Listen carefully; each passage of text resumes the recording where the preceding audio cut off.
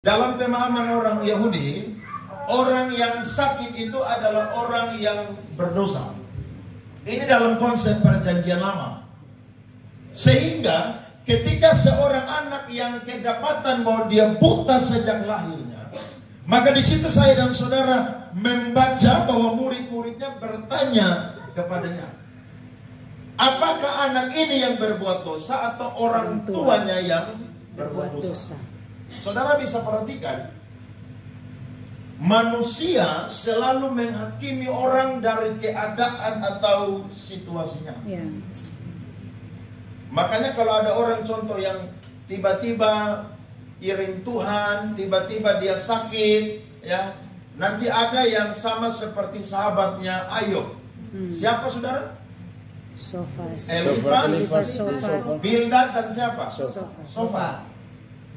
Mereka tuh lebih pintar dari Allah. Seakan-akan lebih pintar dari Allah. Bahkan saudara baca itu berapa banyak pasal saudara. Itu mereka itu saudara menghakimi Ayub.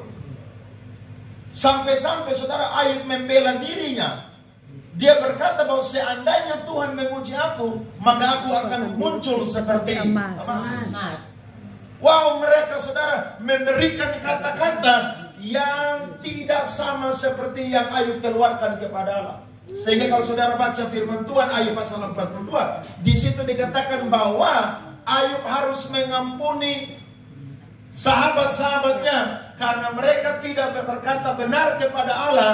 Bagaimana tentang Ayub itu berkata, kebanyakan saya dan saudara menghakimi dari keadaan atau situasi seseorang. Tapi saya dan saudara perlu melihat juga bahwa ternyata Allah yang kita sembah adalah Allah yang bukan sama seperti manusia. Dia adalah Allah yang melihat dari semua sisi.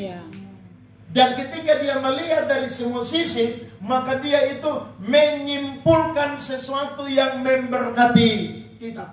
Sehingga Alkitab mencatat saudara, jawab Yesus, bukan dia dan juga bukan orang tuanya. Tetapi apa? Karena pekerjaan-pekerjaan Allah harus dinyatakan apa?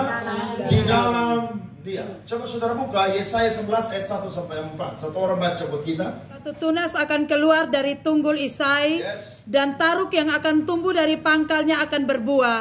Roh Tuhan akan ada padanya, roh hikmat dan pengertian, roh nasihat dan keperkasaan, roh pengenalan dan takut akan Tuhan. Ya, kesenangannya ialah takut akan Tuhan.